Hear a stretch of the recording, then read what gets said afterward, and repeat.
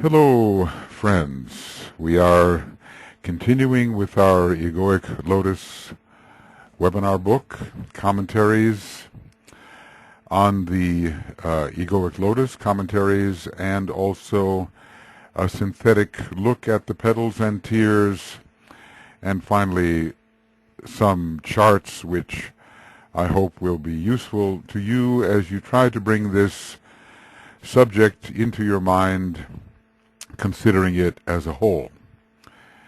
We have now, we're going through what DK said about the various petals. We're on page 500 and, let's see, we're on page 542, I believe. We're dealing with the fifth petal, the petal of love for the astral plane. Page 540 it is. So let us simply begin. The petal of love for the astral plane, and we have a double emphasis here upon the soft line rays. This is really one of the most important petals of the nine, and may be considered the first of the solar petals, as distinct from the lunar petals, the first four as I assess them to be. This is a pivotal petal, because it's from this point on that the solar angel really begins to pay attention, close attention, to the development of its human being and becomes the downward gazing soul. So first we will look at what we might call general impressions. And let's see, I'm going to turn to the actual page and simply read out the whole of it, and then we'll take it part by part. The petal of love for the astral plane.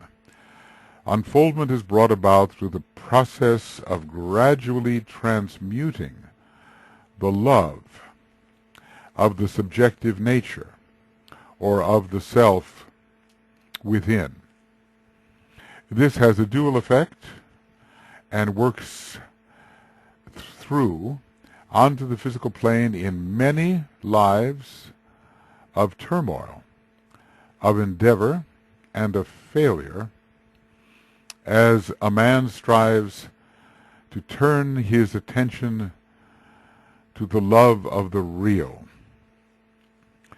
And in this case, the real will be represented by the higher of the two vertical opposites, the soul, and its consciousness as compared to the personality and its consciousness.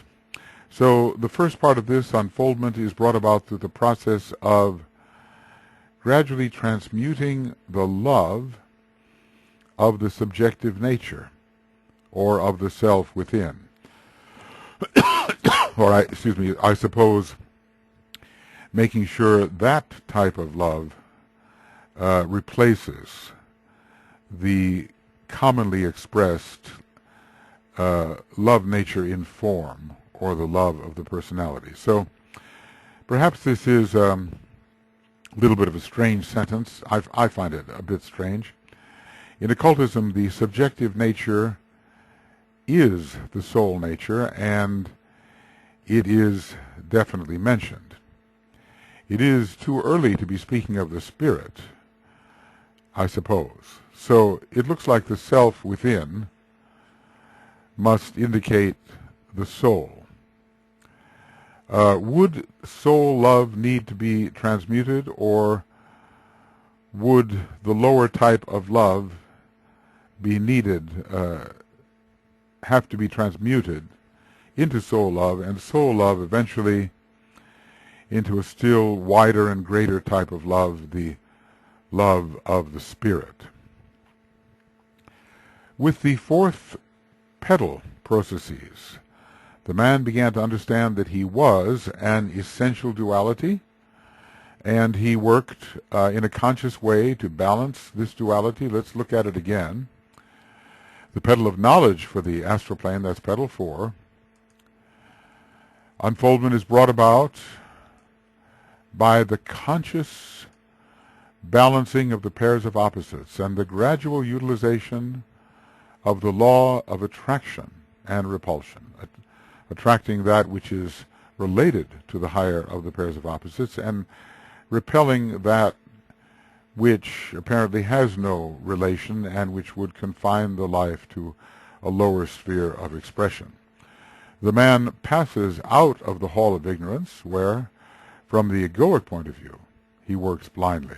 He doesn't work blindly otherwise. He's fully alive in the world of the senses and even intelligent in the world of the senses. Well, but from the egoic point of view there, he works blindly and begins to appreciate the effects of his physical plane life by a realization of his essential duality.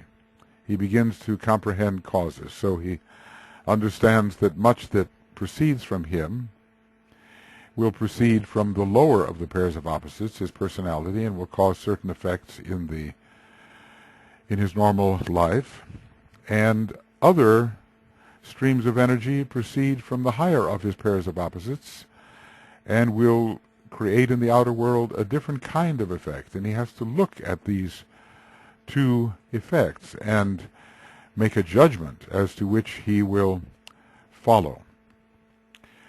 But the real transmutation of the normal love nature, which does penetrate into the world of form, but one day must no longer love in its own right that which is a form. It can love form, but form as it represents the greater consciousness and the greater reality.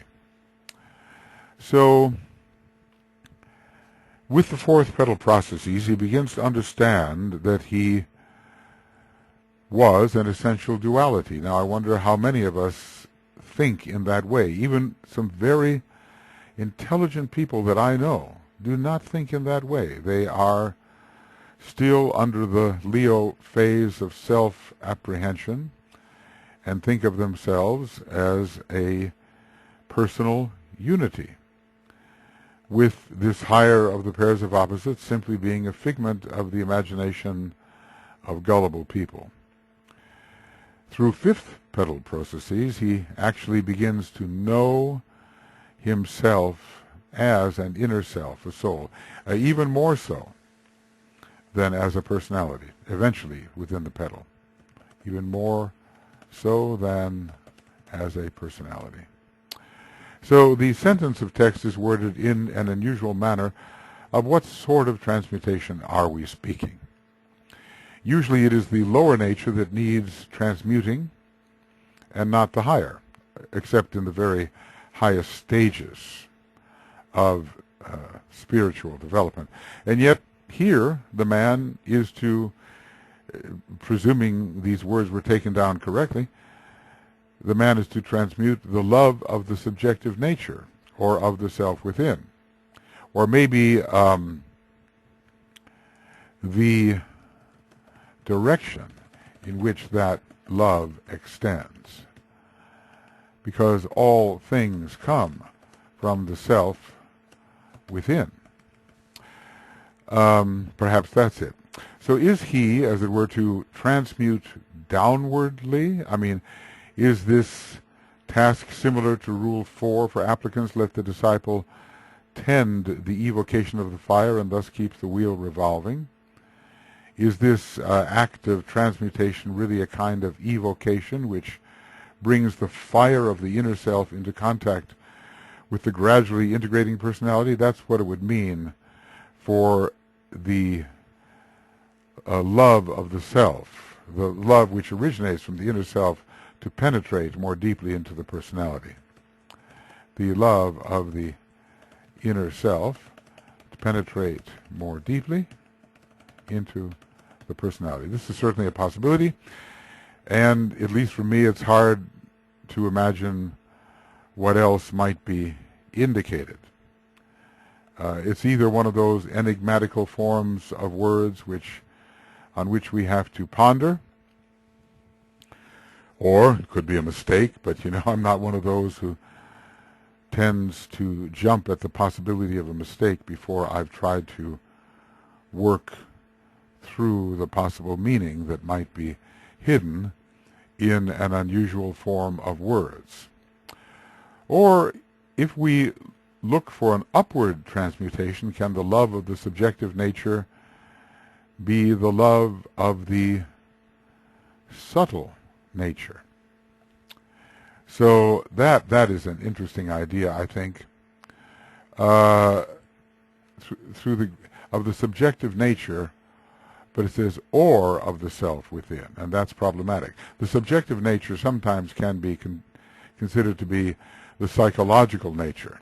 I mean, would we then be speaking of the transmutation of the human psyche and its customary loves into something higher? I assume that in general that's what it means, that the kind of love we have will be transmuted into a higher kind of love, and that the inner and higher kind of love will be more easily brought down and expressed through the personality. At least if I have to round this off in my own mind temporarily, this is what I think is the meaning. And of course, these customary loves must be elevated, of course. We look at the technique of integration, but into the worlds of form that love must someday fail to penetrate. So we have to cease loving form in its own right, and love form as an expression of the one infinite being. Anyway, I just have to say that for me it's an unusual form of wording, and you know, I'm not certain that the wording warrants this particular type of interpretation, which I would find sensible and agreeable.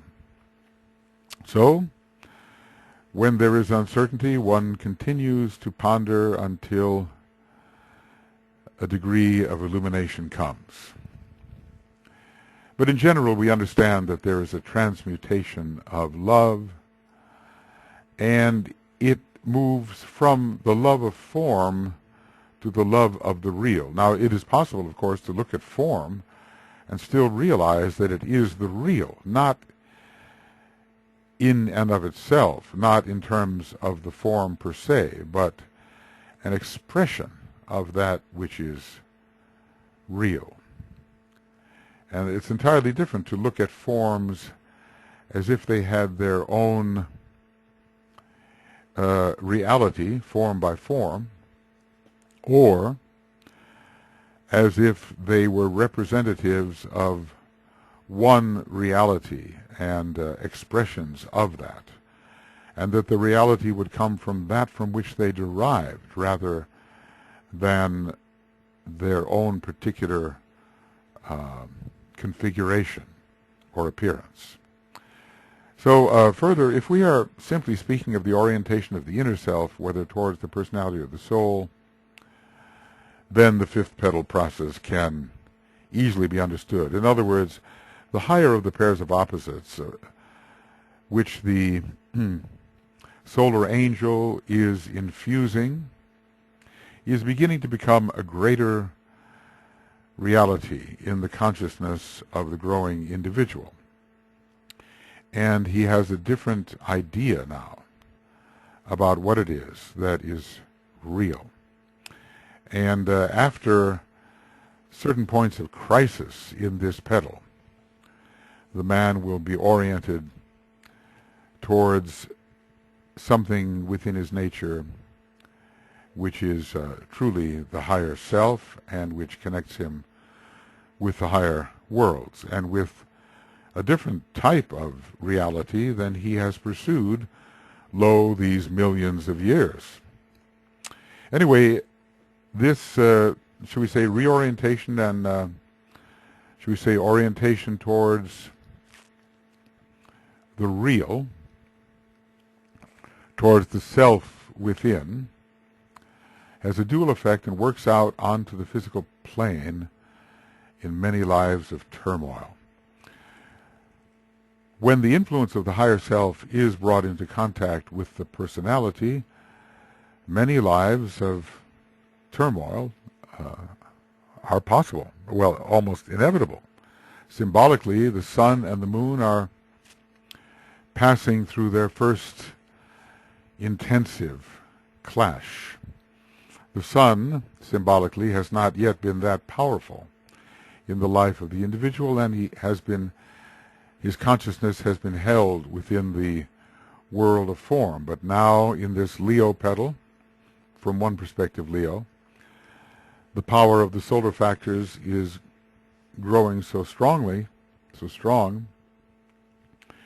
that there will be a definite clash between energy tendencies which are quite opposite. One seeking to preserve form and involve the consciousness in form, and the other seeking to abstract the consciousness from form, or at least from its perception that form is a reality. From another perspective, when the inner subtle self begins to approach the soul or higher self in earnest, turmoil does result. Lives of conflict. And many of us, either now, or recently in the past, or perhaps imminently, are engaged, have been engaged, will be engaged in this type of friction between the way of the sun and the way of the moon. I've often considered petal 4 and 5 to be related in a way to Sirius, and that two energies are involved there, one represented by the moon and one represented by the sun. But obviously, as we move through the processes of this fifth petal, we are trying to become solarized, and our first solarization really, in practical terms, becomes the first initiation, which I do believe is taken when the fifth petal is completely unfolded and the rod of initiation applied to the seventh petal.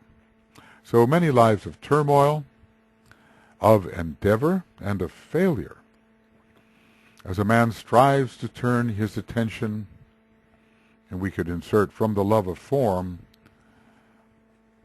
to the love of the real.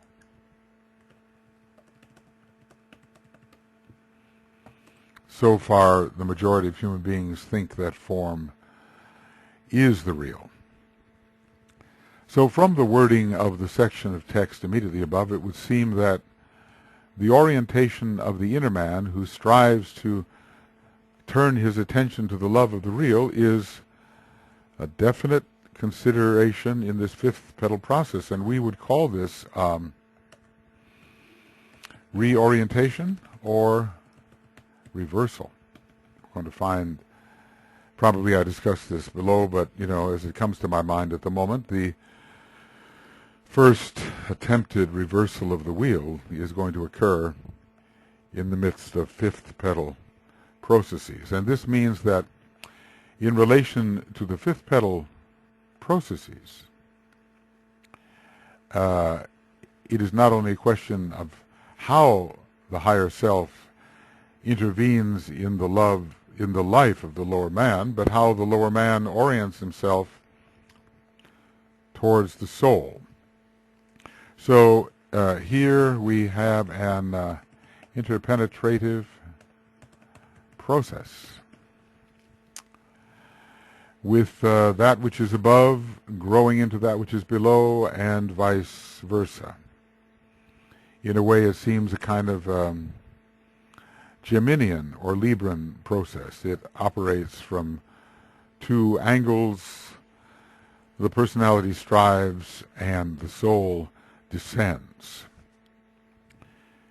Through fifth petal processes, man is attempting to turn his attention to the love, that's the word, to the love of the real. He is not only recognizing the real, which he may have begun to do during the latter part of the fourth petal processes, but he is attempting to love the real. This is a petal of love, and I think as we look at it, we can see, well, here is the orange of Venus, but the rose color is there as well, bringing in the sixth ray, and it's doubly emphasized, as well as the blue. Again, the sixth ray, and blue has the association also with the second ray, and even the orange, which probably represents the presence of the Venusian ray in this process,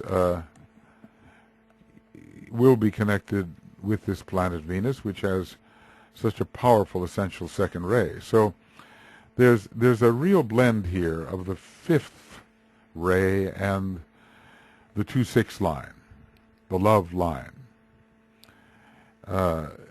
This is where the real pivot out of form and into a deeper reality is occurring, and that pivoting is finally crowned by the first initiation under the rod of the Bodhisattva. So he turns his attention to the love of the real, and it is more than simply a recognition. It is a aspiration. It is a gravitation. Both an aspiration and a gravitation to a higher and deeper kind of inclusive love. So during fifth petal processes, the real has become a significant factor in his inner life, whatever he calls the real. And I suppose, in the beginning, the love of the soul is the real. In the beginning, the love of the soul is the real. Later it may be the presence of the spirit, which does not mean that the love of the soul is not included in that.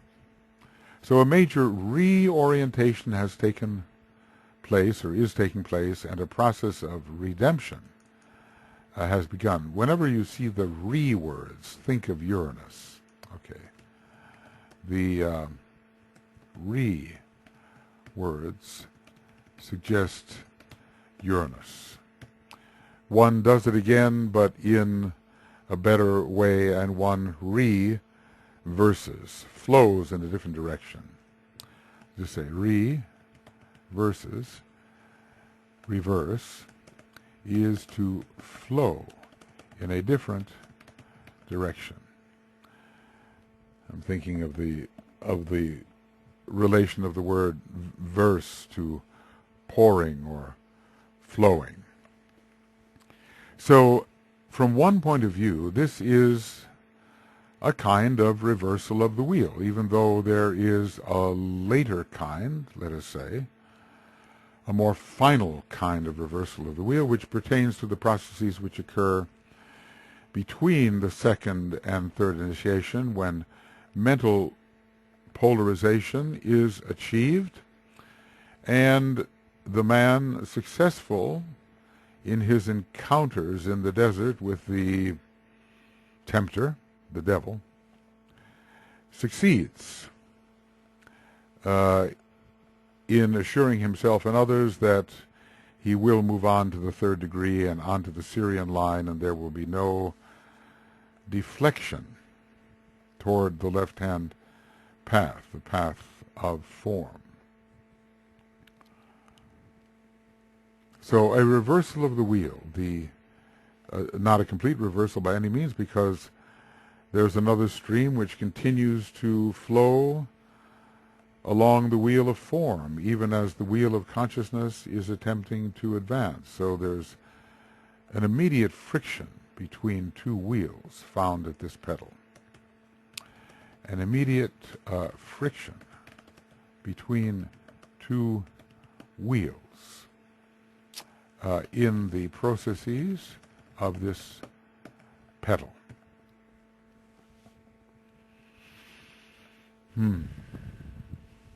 So the energies and forces symbolized by the sun, which is spirit soul, and the moon, which is form, they struggle. And in this petal, if all goes well, the sun begins to prevail.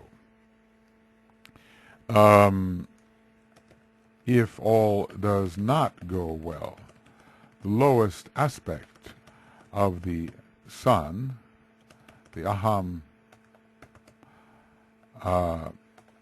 chakric aspect, prevails and serves the lunar form, the personality. So all of that, then you have an encapsulated sense of I-ness. Okay. So, many people find themselves in this stage and on the path of aspiration in the latter part of these fifth petal processes, the struggle between the demands of form and the possibilities of the soul, the insistence of the soul for a higher life, create quite a turmoil, quite a friction. We can understand how the fourth ray would be involved here, pulling in two directions. After all, it is a central petal.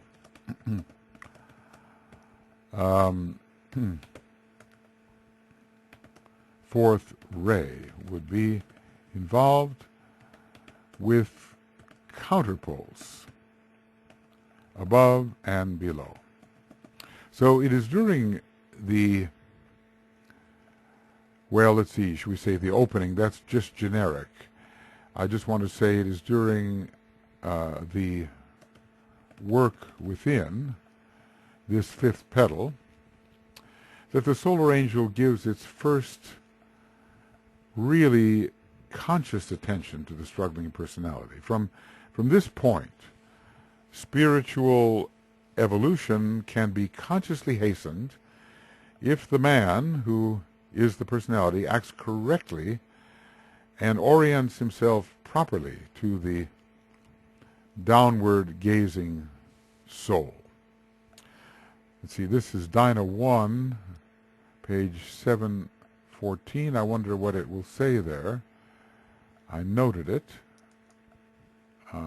And let's see if it's the right reference. So let's see.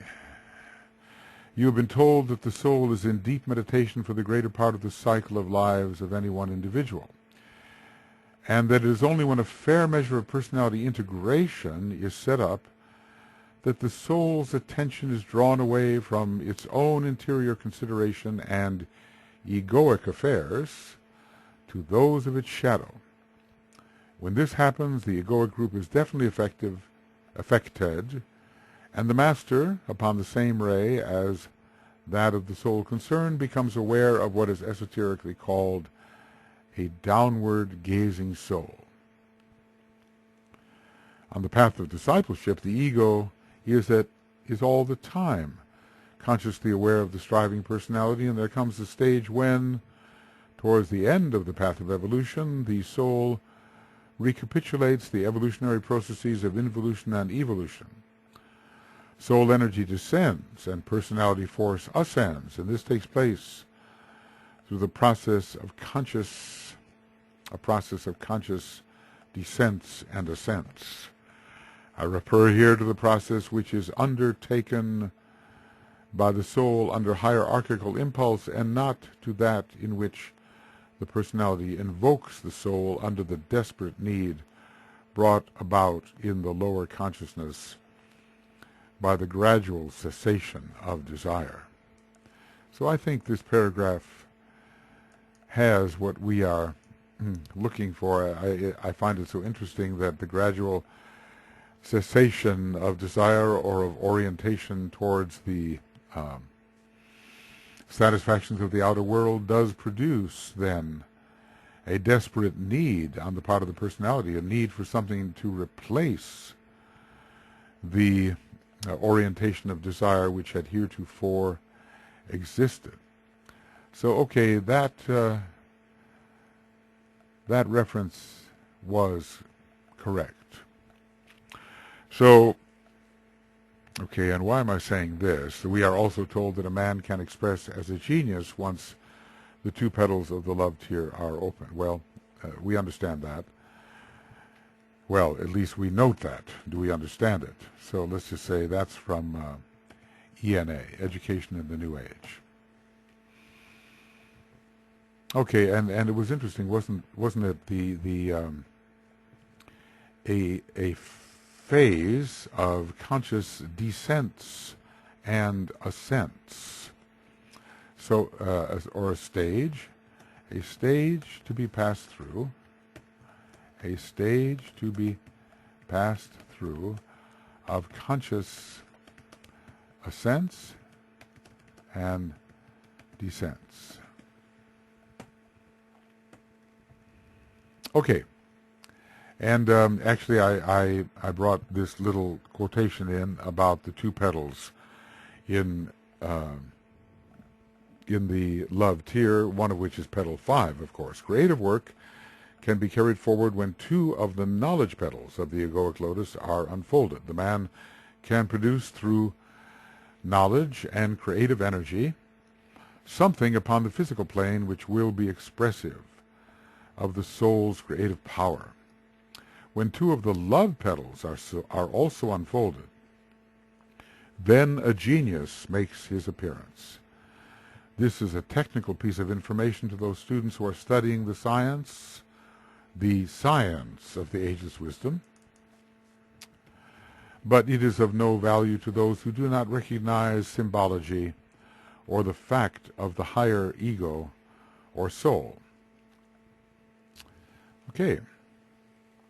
So it is clear that genius involves the expression of the higher ego or soul, and already there will be work being performed in the mental tier because the person is going to be a first-degree initiate anyway. And where that expression is missing or insufficient, there can be nothing of that which the world recognizes as genius. So the higher ego or soul is even present to a degree, the soul's creative power in relation to the type of creativity possible when simply two petals are unfolded. And this would have indicated to us the Atlantean period and probably that which goes beyond it. Was creativity possible during the Atlantean period? Apparently it was, even though the highest aspects of creativity were in the hands of those who had achieved far more greatly than the average human being at that time, and who were able to impress upon the average human being the designs to be carried out. So we might call the fifth petal then the pivotal petal. Maybe can we remember that, the pivotal petal in human development. It is the fifth petal and signifies at a certain point in the many lives of turmoil a genuine reorientation towards the fifth kingdom of nature. It may not be that way in the beginning of the fifth petal processes, perhaps not in the beginning of for practical purpose, fifth petal processes. That, I think, is a good general way to cover the kind of attention that's given through organization, vitalization, unfoldment, opening. See, the man himself, as I've said, is not working to do this in the egoic sphere. It is the solar angel, the angel of the presence, that is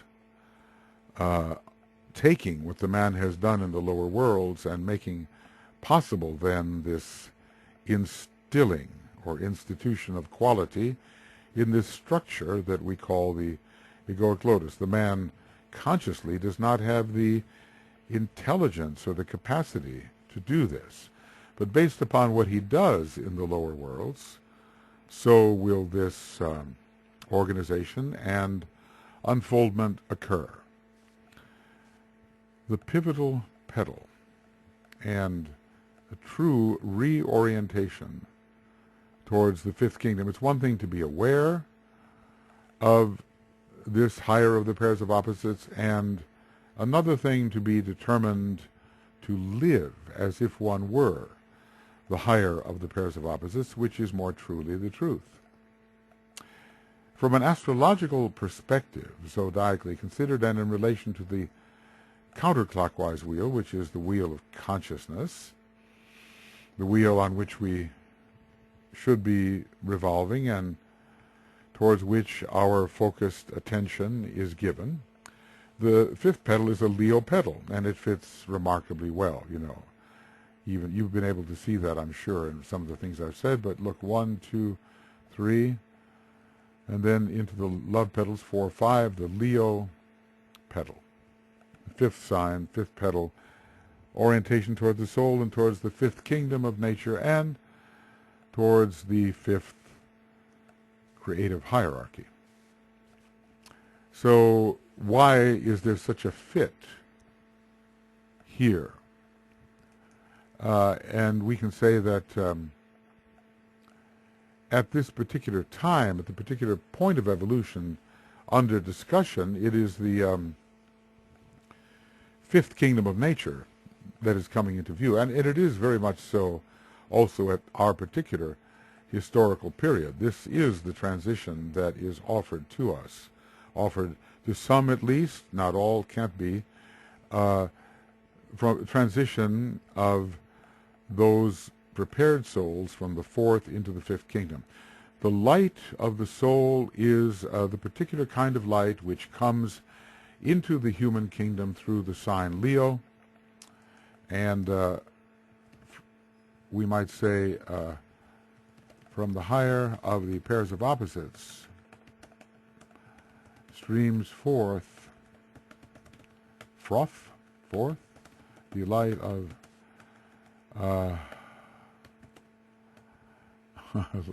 okay, the light of the soul. So it is a very luminous petal, and that's why when there is a mastery of the processes of this petal and it is fully opened, the man can become, at least in my estimation, a radiant lotus. He's beginning to become a radiant lotus. That the solar angel becomes interested in personality development.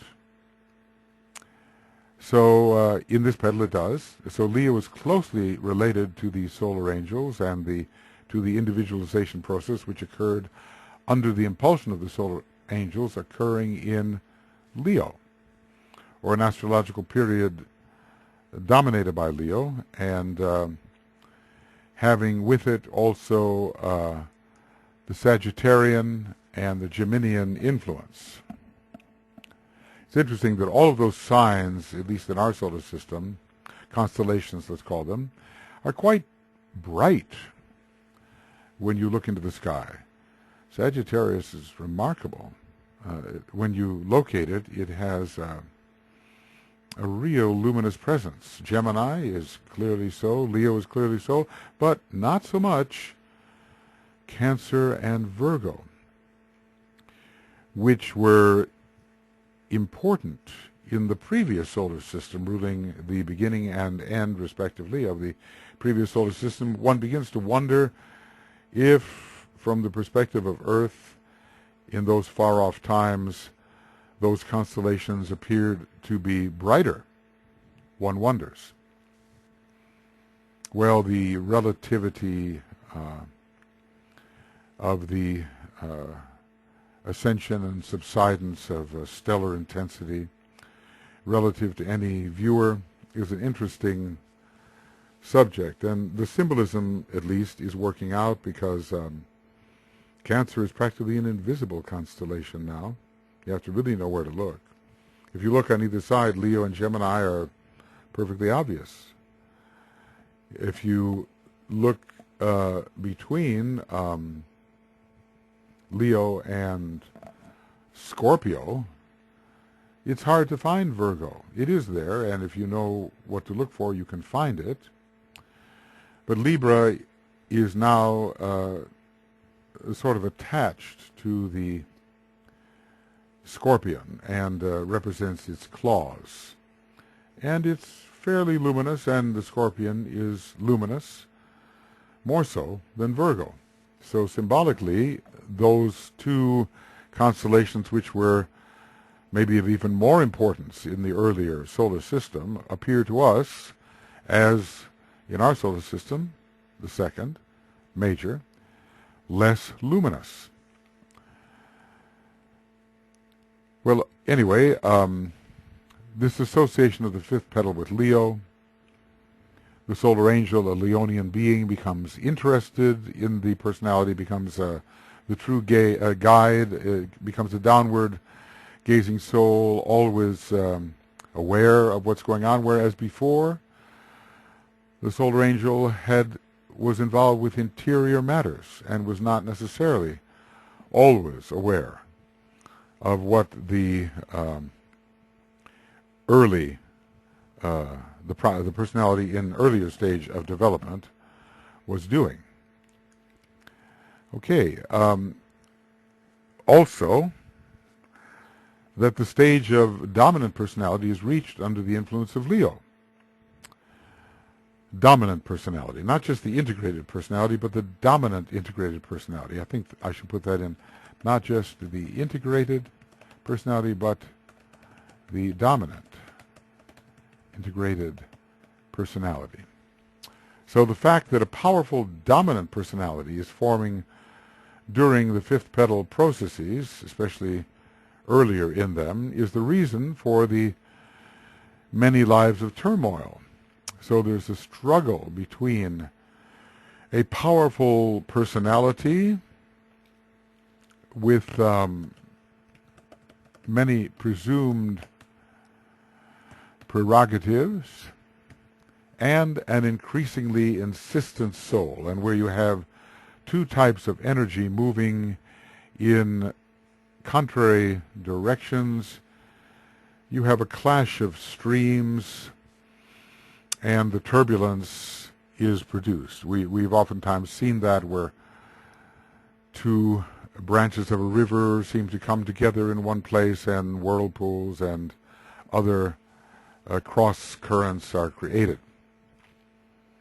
Leo is said to be the most human sign of all, Esoteric Astrology 161. So it is during the fifth petal processes that the human personality steps forth in all its glory, and yet with the potential for resisting the lighted solar spiritual impulses, which are also closely associated with Leo. So indeed there's quite a connection between this fifth petal and Leo.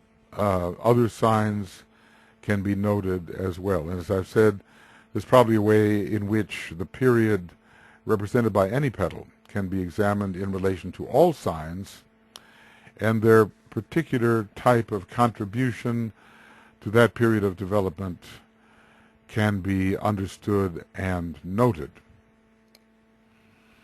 Well, from the clockwise perspective, we may consider the fifth petal either a Scorpio petal or a Libra petal, depending upon whether we begin with Aries or Pisces. If we begin with Pisces, I guess we have Pisces, Aquarius, Capricorn,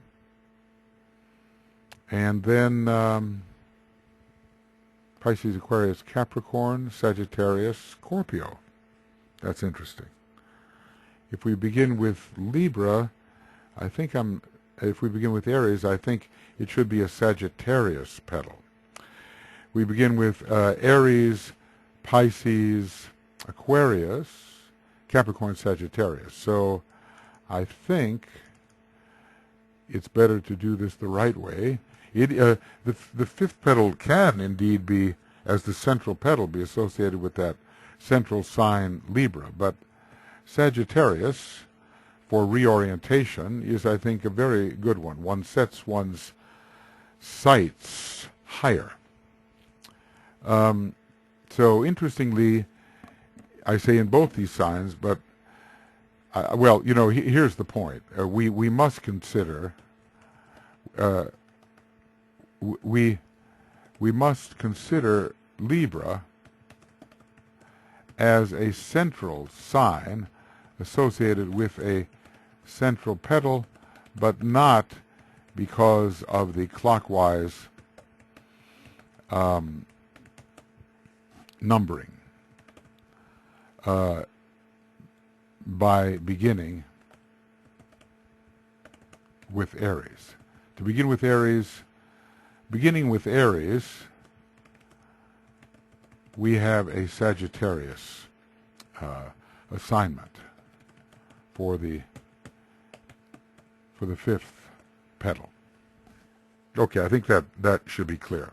It's a mistake, but essentially not a mistake, because Libra can be associated, and Scorpio is associated with the fifth petal for a couple of reasons, not just beginning with Pisces at petal number 1, which we're allowed to do, but because of the assignment of water signs to the astral petals.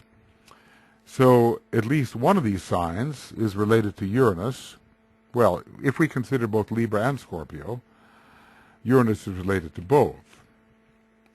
But I'm arriving at Libra in a different way, right? I'm saying central petal, central sign. It's the pivot point, you know, and Libra is, in a way, an important pivot between the individual development signaled in the zodiac and the group development signaled in the zodiac. So interestingly, both of the signs, Scorpio and Libra, are related to Uranus. Libra is ruled esoterically by Uranus, and Uranus is exalted in Scorpio. And Uranus, Decade tells us always, is directly implicated in the reversal of the wheel, which basically means that energy streams within the body are moving in two contrary directions, and not only with higher energies flowing through the upper chakras and being directed immediately to the lower. Now there is also a direction from the lower chakras to the higher, and perhaps this is a conflict with the energies which are habitually seized upon by the personality and by the lower chakras. So in the same way, the fifth petal represents the transition from lunar to more solar living. Now, if the ahamkara grabs the consciousness, it's a bit like lunar living. You know, it's still very personal living. It is the magnificent personality. The four elementals coming together in Cancer are the integrated personality. And here, if they come together and display themselves under the most limiting of the Leo types of expression, then we have a glorious personality. I'm reminded of the French king. Of course, he was actually a Virgo, but he said, "L'état c'est moi," you know, the state, I am the state. Après moi, le déluge, you know, after me, the flood. He had a great sense of his own importance. He did have the moon and Venus conjuncted in Leo. So he had a certain self-fascination, and his ahamkara was considerable.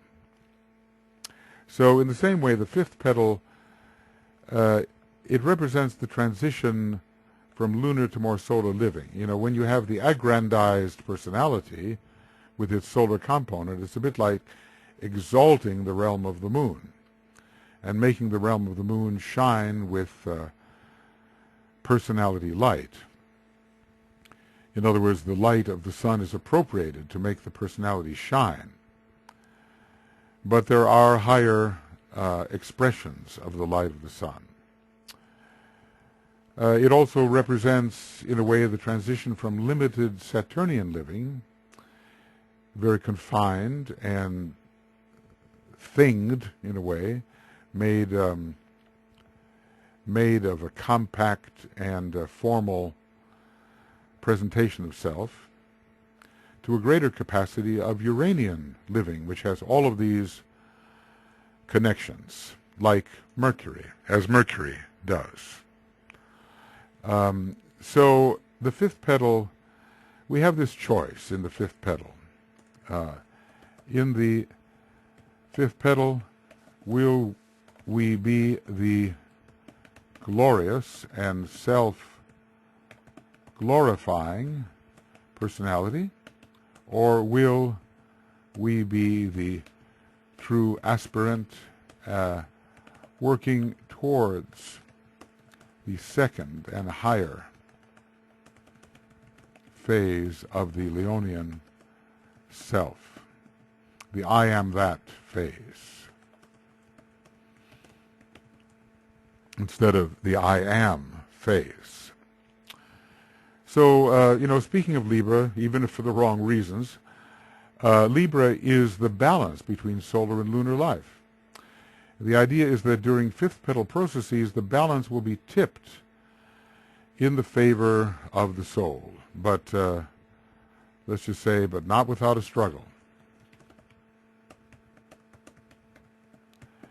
And this struggle will be heated and will go on for lives, because Scorpio is also there, right? Scorpio clearly represents the struggle and the will to dominate the Hydra. The will to dominate is also strongly associated with Leo, and the will to persist as the magnificent personality is also there. The will to persist as the magnificent. See, it's so clear. Let's look at some of the stars. I don't mean those in the heaven. I mean those in Hollywood, or wherever films are made.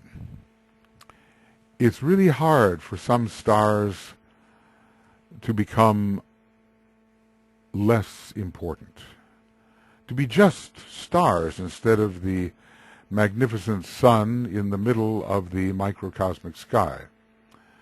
There is a sense in which being a higher type of sun in the microcosmic sky is very good, but the ahamkaric star is much oriented towards the personality. So the ahamkaric,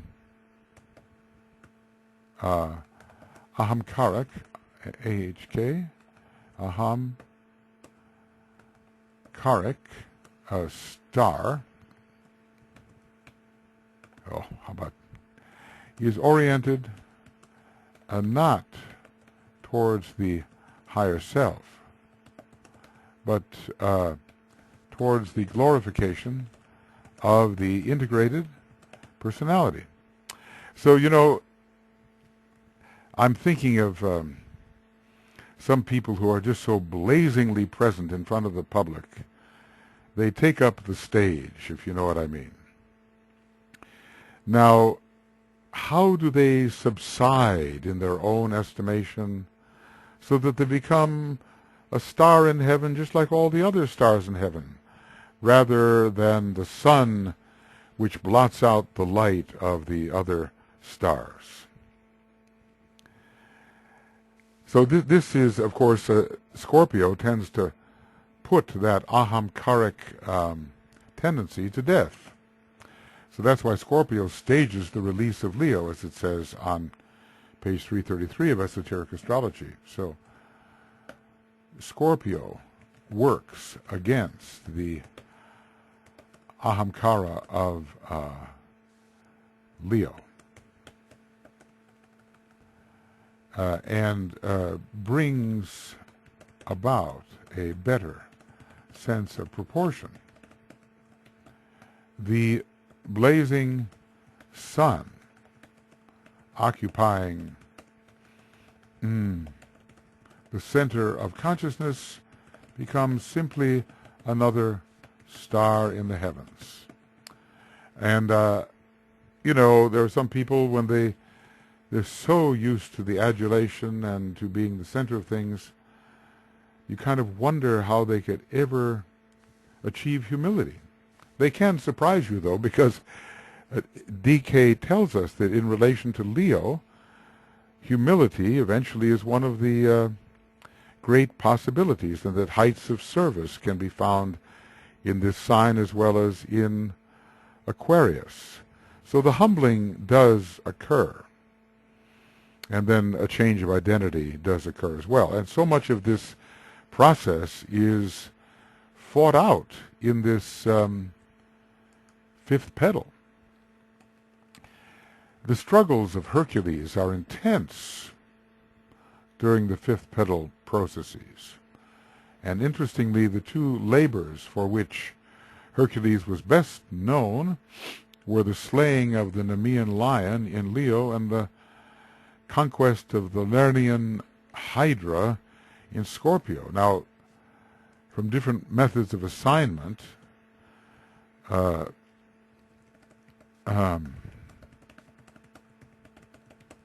both of these signs show up in the fifth petal. See, I kind of reminded myself here that you can get Scorpio into the fifth petal by beginning with Pisces, which DK sometimes does, as he's talking in esoteric astrology about the meaning of different houses and signs.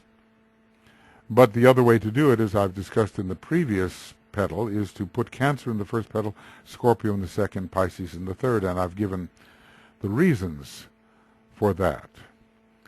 The reversal of the wheel, let's just say that Libra is associated with the fifth petal because it's central, and Scorpio for a couple of different reasons, but both of them have a powerful Uranus, and Uranus is the planet of reversal. You move towards the archetype and not towards the patterns which have simply been the conditioning patterns and are probably not archetypal at all. You rebel against your conditioning and you move more towards your authenticity.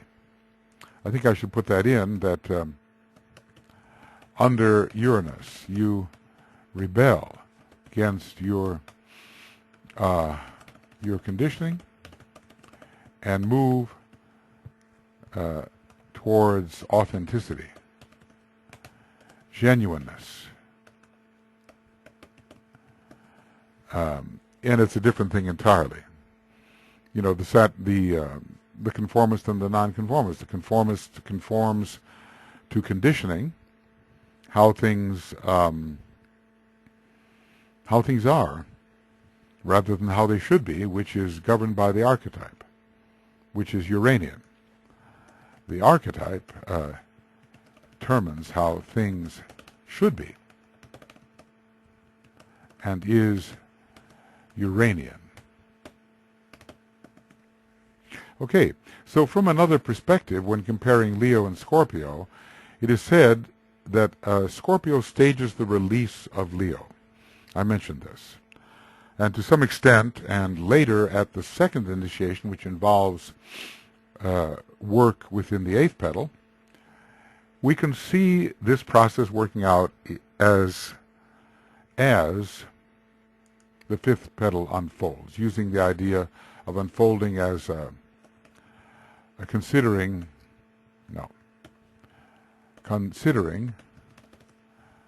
unfolding as generic development. I'd like to have exactly the precise words here, but don't really have them.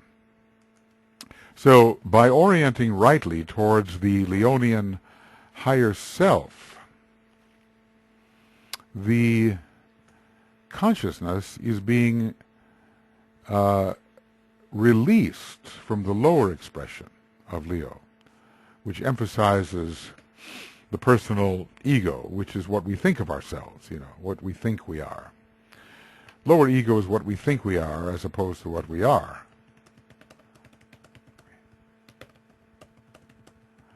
As opposed to what we really are. Such an important petal, and one I think in which it goes on for a long time, these processes, and I think many people are involved here as they are expressing themselves as dominant integrated personalities, as they're going through the struggles of disillusionment, deglamorization, as they determine that they will aspire towards something higher and marshal all their forces thereto, and as they become first-degree initiates. So they are being, they aspire, then they're being tested on the probationary path, maybe 5 phases, all in all, connected with this 5th petal. 5 phases and the 5th petal. So the dominant personality, the struggling personality losing its power and centralization, the reoriented personality, which is the aspirant, the probationary disciple, and finally the first-degree initiate. All those 5 phases, I think, can be associated with this 5th petal, and with different stages in the general unfoldment process, in the general work within this petal, or in the reflex action within this petal as work is done in higher petals. Scorpio is one of the transmutative signs, and so is Virgo. The glyphs of both of these suggest the M of matter, and it is matter responding to the vibration of the previous solar system, which must be transmuted. So under the influence of the soul, the quality of matter in the vehicles of the substance is gradually improved. That's what transmutation is, heightened in vibration, purified. I think I can put that in. In vibration, purified. And the consciousness begins, catching the typos here, right? Begins to be released from preoccupation with form. And this is even more the case in relation to the 6th petal, which is a Virgo petal if one begins counterclockwise numbering with Aries, and a Scorpio petal if one numbers clockwise, beginning also with Aries. And this time I'm correct, because if we're going clockwise, then from Sagittarius, which is that aspirational ruler of the 5th petal, we also reach Scorpio in the next petal, which is the 6th. Well, certain of these signs have a very definite meaning with the processes undergone within the particular petal. Others are perhaps less important, but still are important. So we remember that the water signs in general, according to our hypothesis, are related to the love tier because it's the petals of love for the astral plane. Petals of love for the astral plane. So we related Cancer to the 4th petal, and we will as I actually have stated, relate Scorpio to the fifth. And this gives Scorpio kind of double emphasis at that fifth petal, deriving from also from a clockwise beginning with Pisces at the first petal. Okay. For the first two tiers, our progression through the triplicities has been cardinal, fixed, mutable. Okay. Whether we begin with Aries and go Aries, Taurus, Gemini, that's Aries cardinal, Cancer, Leo, Virgo, Cancer cardinal, or whether we assign the petals according to triplicities, cardinal begins it. Capricorn cardinal, Taurus, Virgo. Cancer cardinal, Scorpio, Pisces. And it remains to be seen whether the sequence beginning with the cardinal sign can be applied with the same confidence to the sacrifice petals and the synthesis petals. I have already discussed this idea that with the synthesis, with the sacrifice petals,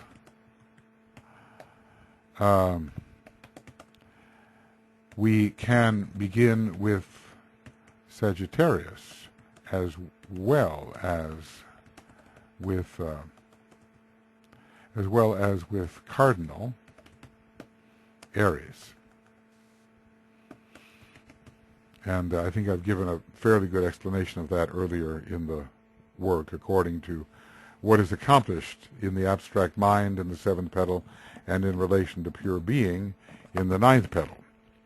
So because the fifth petal marks a point of reorientation, we could say that Aries, opposite Libra, is also involved. And I'm remembering the crisis of reversal is associated with Aries. Let me just see if I can find that in esoteric astrology. If we went, for instance, let's say to 472, would that be where it would be, or 473? Wait a second. Discipleship in the New Age is there too. That's a problem. Now we'll try again. 472. And it would be Aries, the crisis of reversal. Here it is. So Aries is always beginning something new, and this reversal of the wheel in relation to the fifth petal is something new. Aries fits there. So opposing the middle sign Libra, which we can associate with the fifth petal because of the centrality of Libra and the centrality of the fifth petal, we would have Aries, and it fits, both because we have seen that when we use an opposite sign to a sign which is strongly connected with the petal, we find that the opposite sign is also quite strongly connected. And also simply because of the crisis of reversing the wheel. So there's a kind of a fresh start here in the human developmental process as the man turns towards his soul nature and becomes increasingly aware of the solar angel, although he may not know it is the solar angel, but simply may call it a higher power. And we have to realize not all people are trained in Eastern occultism, so they may have different names for the aspects of the energy system, which we name in a more technical manner. But anyway, a fresh start, a reorientation, and there's Uranus again. Uranus is the hierarchical ruler. It's when you're going to do something in a new way, start off on a new path and a new foot, so to speak, that Uranus comes in and offers a fresh alternative to the way things had been proceeding. So when we count clockwise, beginning with Aries and Sagittarius is the sign to the fifth petal and the arrow of consciousness, we might say. The direction in which it is turned must be oriented towards the soul. It's no longer desire, hunting for the objects of desire within the lower worlds, but setting one's sights higher, expanding one's vision under Jupiter, and taking in the higher self as the true objective, but only after having failed in the personality sense, or seeing that the personality, as glorious as it seems to be, is too small to content the consciousness, which is essentially the sentiency of the spirit. From a planetary perspective, this is obviously a very solar petal. So the sun rules Leo. Initiation is a solar and not a lunar process. Even the initiations of the threshold are solar. We are to become sun-like, replicas of the solar sun within our natures. And it all begins here with the unfoldment of the fifth petal. So, and a final unfoldment, really. The sun stands as the first, as the dominant personality. The sun stands, well, on the way as the defeated self. You know, the sun falls in Libra. Well, to the extent that Libra is involved in this pivoting from the lunar way to the solar way, the sun becomes defeated in the ahamkaric sun becomes defeated in Libra. And then a higher type of sonship emerges. The soul becomes the sun. Eventually the spirit becomes the sun at a still higher petal. You know, when I think about it, Aries, as one of the rulers of the ninth petal, is the sign in which the sun is exalted, not just rules. So this is the transfiguration, the exaltation of the glorious sun, and an entire change of light towards soul light, and the first solar initiation. I don't know whether I mentioned those things earlier, maybe I did. Sometimes I mention the same things in different places, and because of the context in which they are mentioned, they may become easier to remember, to store in the mind. So the sun is the defeated personality, but the sun also as the higher self, now emerging into greater prominence in this petal so that it becomes the real object of one's attention. The sun is the distributor of the second ray energy, which obviously becomes important when the solar angel is exerting its influence. In other words, in the fifth petal, generically speaking,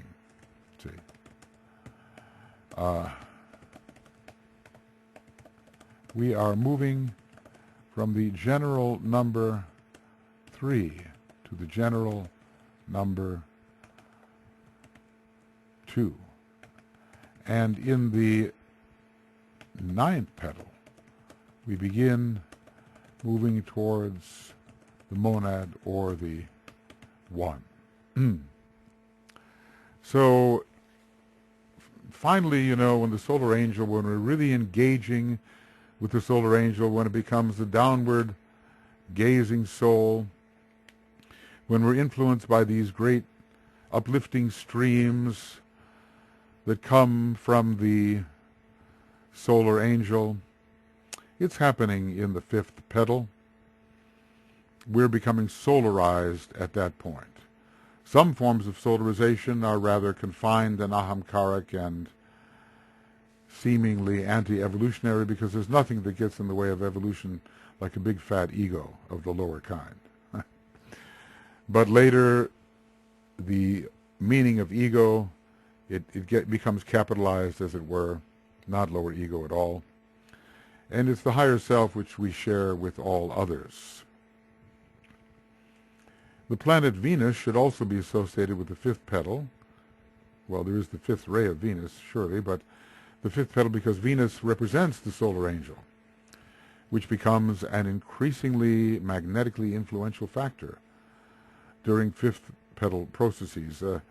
People who are engaged with the work in other petals, they do not consider the solar angel as an aspect of themselves. They don't consider the solar angel at all. Maybe vaguely some kind of deity, some kind of God, you know, but not that they are allied with God and that there is within them that which is of God and which is in essence God itself. So Venus expresses the fifth ray, yes, and we are dealing with the unfoldment of the fifth petal. All of these numerological affinities and correspondences have to be taken into consideration, where the number is the same or on the odd or even line, there's going to be a connection. And there are other methods of connecting numerologically even when the number is not the same or on the same 1, 3, 5, 7 or 2, 4, 6 line, such as 3 and 6. They are connected, but they're on, one is on an odd and the other is on an even line, but they're connected mathematically, and that is significant occultly, and they both share many aspects together. So Venus will be important here. It's a real, the first real fruition of the individualization process is occurring in this fifth petal, where we have produced the expression of the first third of the developmental process, the dominant personality. That is an achievement. Later we will produce the transfigured dominating soul, and later still we will produce the dominating monad, itself also a solar factor. But this production of the glorious, colossal, magnificent, radiant personality is a victory of a kind. And who would have thought it when individualization first occurred within the bulk of ancient animal man? So what a huge transmutative process has been going on, and a huge process of transformation. Mercury, the planet of the fourth ray, at least in the soul nature of the planet, represents the conflict and turmoil experienced by the individual passing through fifth petal processes. Mercury, the star of conflict. What an interesting thing, way of looking at this. Mercury, the star of conflict. And also, in a sense, of reconciliation.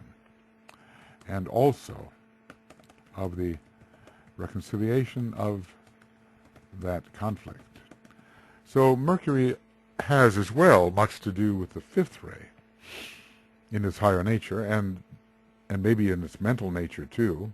We're not given the mental, emotional, and physical etheric rays of the planetary logoi. We assume they will have them, even though the emphasis is more on the other aspects of their nature.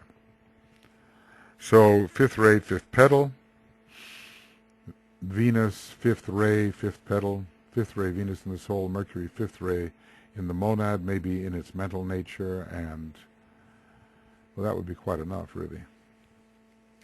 So Mercury, interestingly, is also the hierarchical ruler of Scorpio, which features strongly in relation to the fifth petal. Can we use hierarchical rulers? Well, we are beginning the work of the first initiation. Mercury is definitely connected in this way and facilitates the, engineers the conflicts we find in Scorpio, as does the fourth ray, but also engineers the victory through elevation, which we find in relation to Scorpio, whether Scorpio first initiation, Scorpio second, or Scorpio third initiation. And finally, really, in the third initiation, Mercury steps into its full right as the representative of the intuition and gives that final victory as the lower nature is lifted up and seen in the light of the intuition. Mercury assists here in overcoming some of the earlier stages of illusion. And since there is an attempt during fifth petal processes to love the real, we remember, discriminative Mercury is necessarily involved as the man makes the effort to discriminate between the real and the unreal, and I would have to point out then the importance of the fourth subplane, Mercury, its ruler,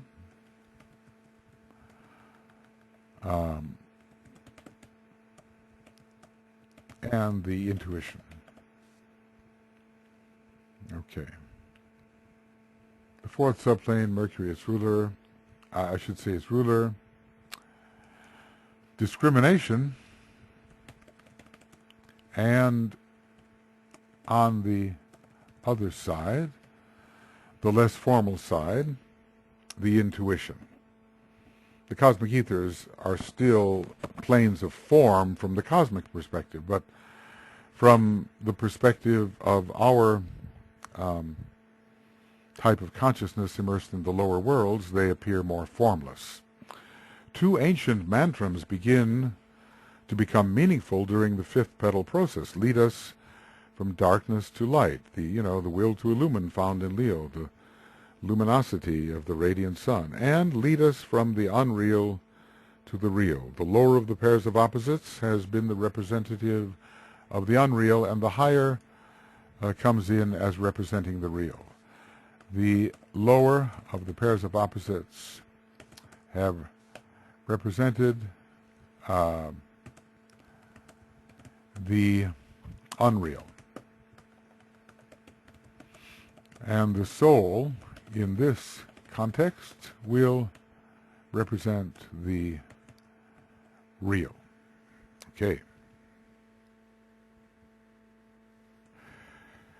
Now, moving on, some theorists have suggested the value of Jupiter in relation to this petal. The regime of limited materialistic Saturn, or that side of Saturn to which the form responds, is in process of concluding, and second-ray Jupiter, representing the soul, is growing in strength. Also, Jupiter is the ruler of Sagittarius, which can be associated with this petal if we begin counting clockwise with Pisces. Also, Jupiter has been looked at as the first ruler of Leo. Jupiter, instead of the Sun, as the first ruler of Leo. This is hinted at in esoteric astrology. Indeed, from one perspective, Saturn does rule the personality, which expresses the third aspect, which is the same as Saturn's powerful third ray. And the soul expresses the second aspect, the second ray, which is Jupiter's major ray as far as our solar system is concerned. Its second ray soul. The power of Uranus involved in the reversal of the wheel is definitely implicated, definitely. Let us remember that the fifth petal is a petal of transmutation, and seventh ray Uranus is the great alchemist. The alchemist is involved in, among other things, the transmutative process. Yes, we remember the word transmutation was used here, transmuting the love, how did it say?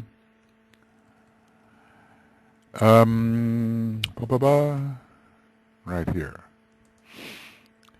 Gradually transmuting the love of the subjective nature, or of the self within. Really, it's always the self within, under various disguises, that is operating within the lower worlds. It is the monad, in fact.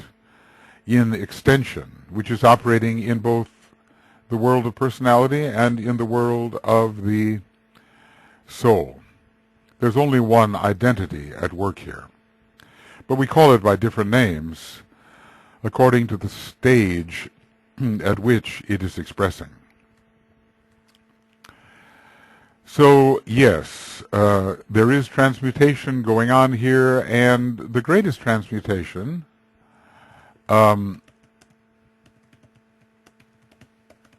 is the transmutation from the moon to the sun, from lunar tendencies to solar tendencies.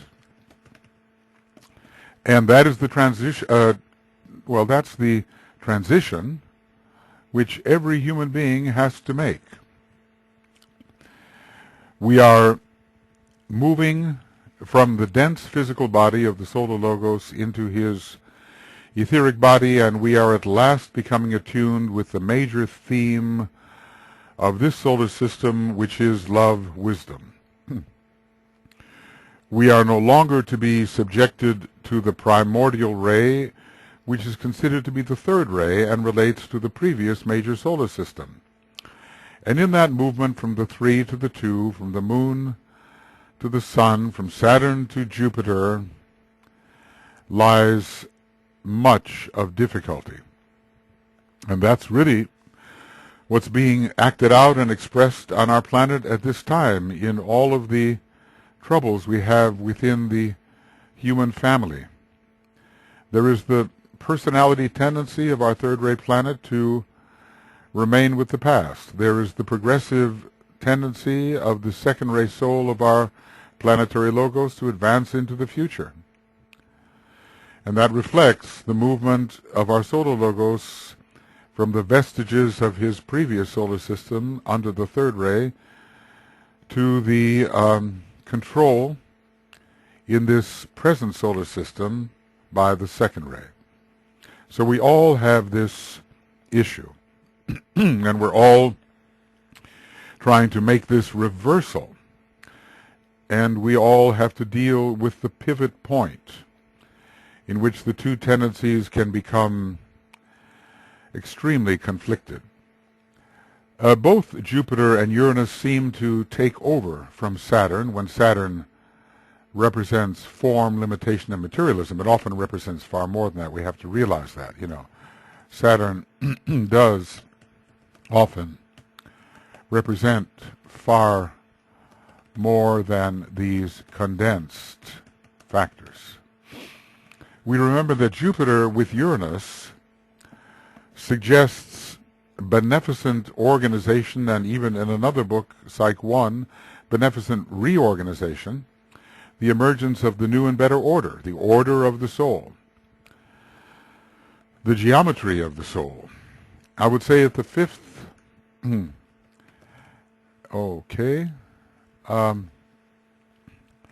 at the fifth petal, let's call it geometry of the soul, begins to make a conscious impression upon the consciousness. Now, on the solar side of the equation, we have the Sun, Venus, Jupiter, and Uranus during fifth petal processes, and I should not leave out Neptune as a veiled ruler of Leo. I must not leave out Neptune as a veiled ruler of Leo and active through the Christ Neptune at the first initiation. But anyway, on the solar side, we have these planets, and they struggle against Mars, the ruler of Scorpio, and Saturn in its materialistic expression. You remember how we decided that both Mars and Saturn could be related quite strongly to the outer petals, the tier of knowledge, and could be considered from a certain perspective, each of them the ruler of that tier. Well, these other planets are coming in a spiritual sense, at the fifth petal and struggling against those tendencies to remain encapsulated and egocentric in the lower sense. So these planets, Mars and Saturn, are in a way imprisoning planets. When they are responded to in a negative sense or a lower sense, they hold the soul as a prisoner of the form. Neptune also, yes, well, okay, I jumped the gun here, but there it is, has some influence at this petal as the man attempts to move into an increasingly subjective world, sensitively. For Leo is the sign of sensitivity, we've been told, very interesting, but that sensitivity is particularly to what is of the self and what is of the not-self. So this is a reaching from the dominant personality with a very strong lower Martian solar plexus influence,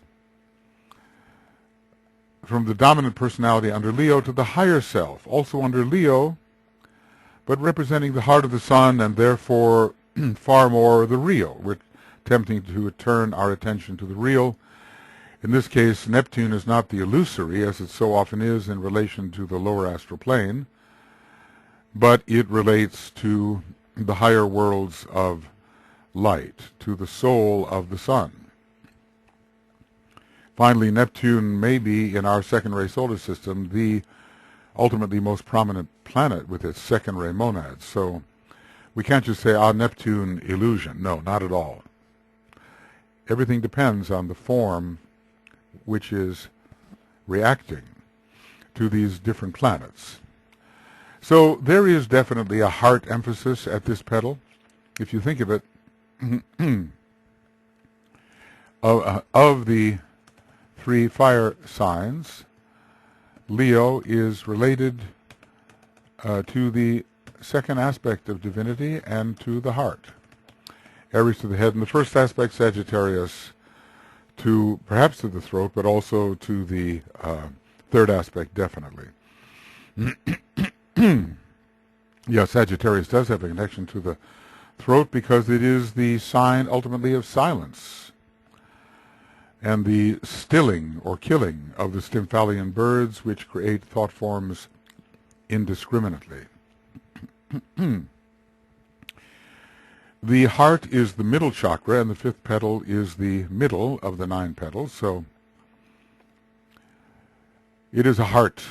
It is a heart placement. And I imagine that, well, it is so that when the birth of the Christ in the heart occurs with the complete unfoldment of the fifth petal, there is a very considerable stimulation of the heart in a higher way, maybe in its second aspect.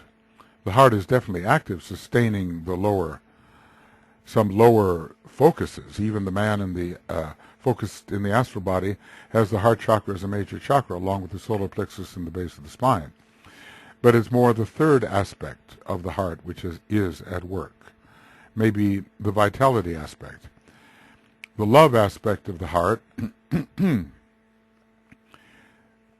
it moves into prominence as we proceed. Neptune, as I love this name for Neptune, the repository of the solar flames, is involved in awakening the heart's expression of solar fire, the fire of the soul. Really experienced for the first time during the fifth petal processes. The love of the solar angels, the love of the soul. The love of the solar angels. The love of the soul, somewhat divorced from form. So again, check out the second integration formula.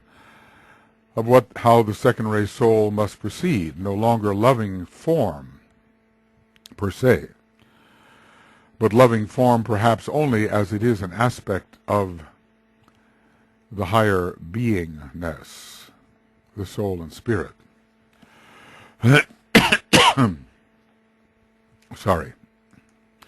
As Scorpio is so important at this petal, Pluto will be found playing its part, because it is, of course, a ruler of Scorpio.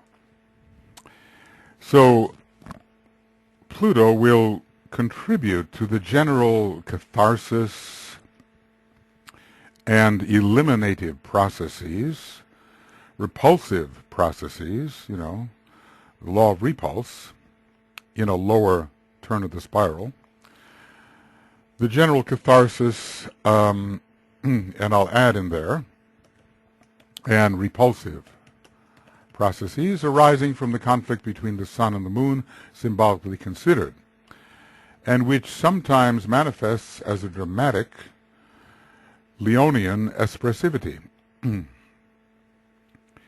It is Pluto that applies the powers of death to bring the regime of strictly lunar living to an end, as the capacity for radiant solar living increases in strength. So the king must die, and I want to put that in here because it's such an aspect of the psychological process which has been detected by Carl Jung in his depth psychology. The king must die. Who is the king? And you can well imagine the lower ego,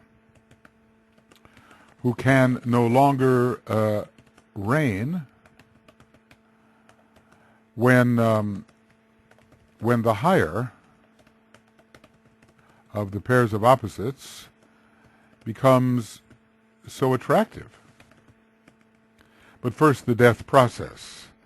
So putting the lower ego to death, or at least a partial death, trying to corner the lion is another way of looking at this.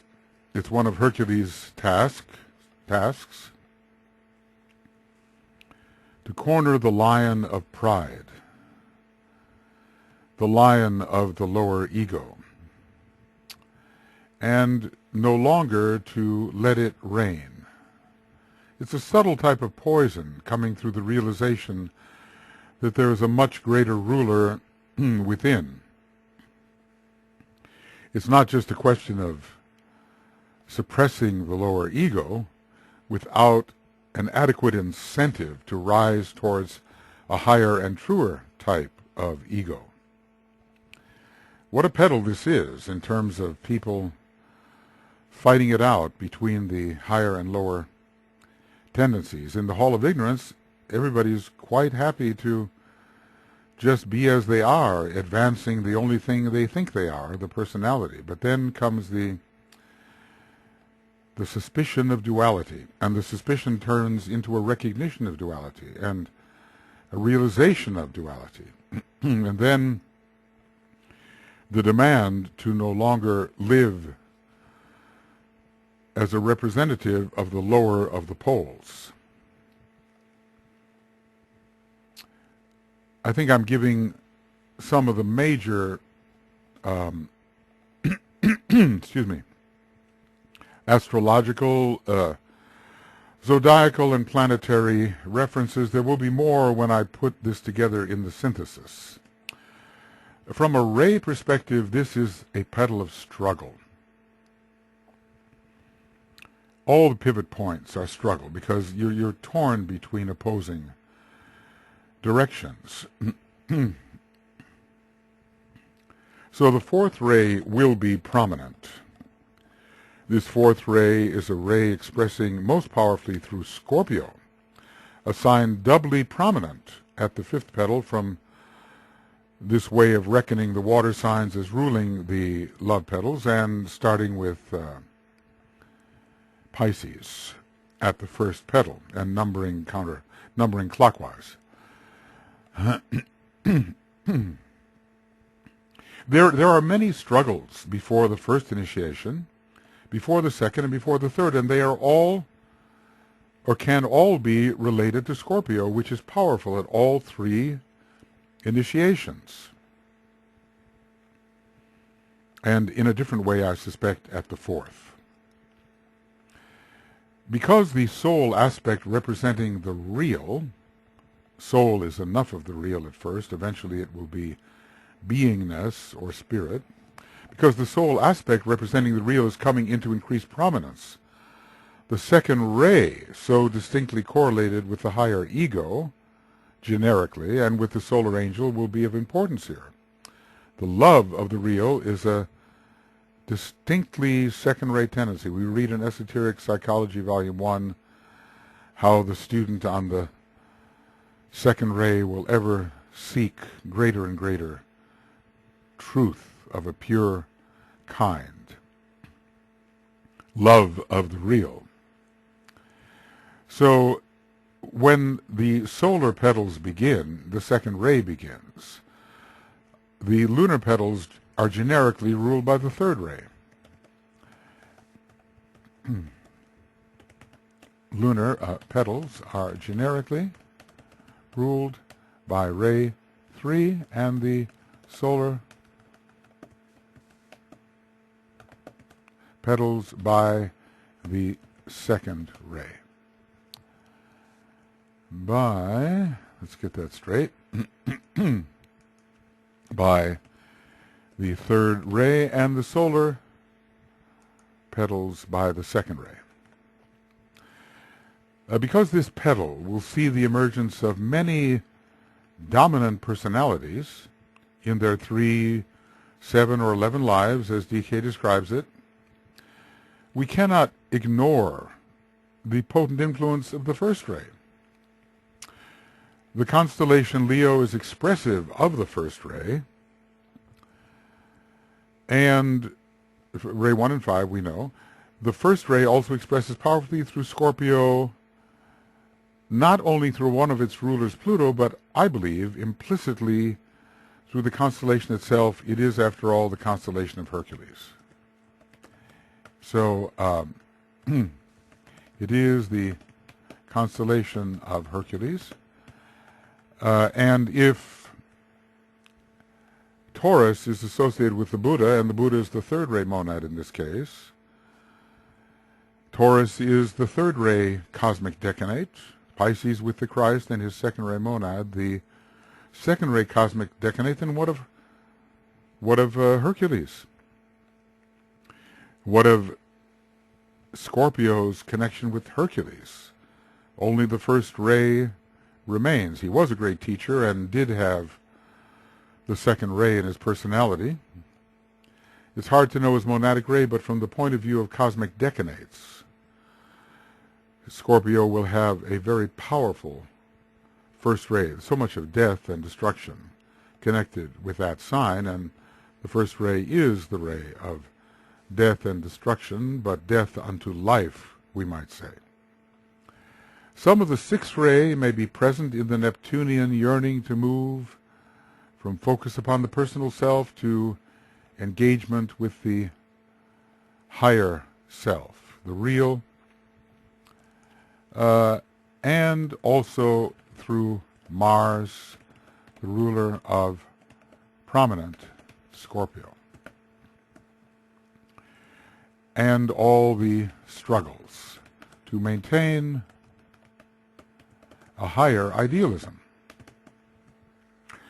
The fifth petal is not expressive of the third ray, except that the personality in general is expressive of the third ray, and this is the petal of the integrated, not only integrated, but dominant personality of the not only integrated, but dominant personality, integrated in its own nature, but not yet integrated with the soul. So when the ahamkara of the lowest aspect of the sun joins forces with the 4 lower elementals, then you have the third aspect.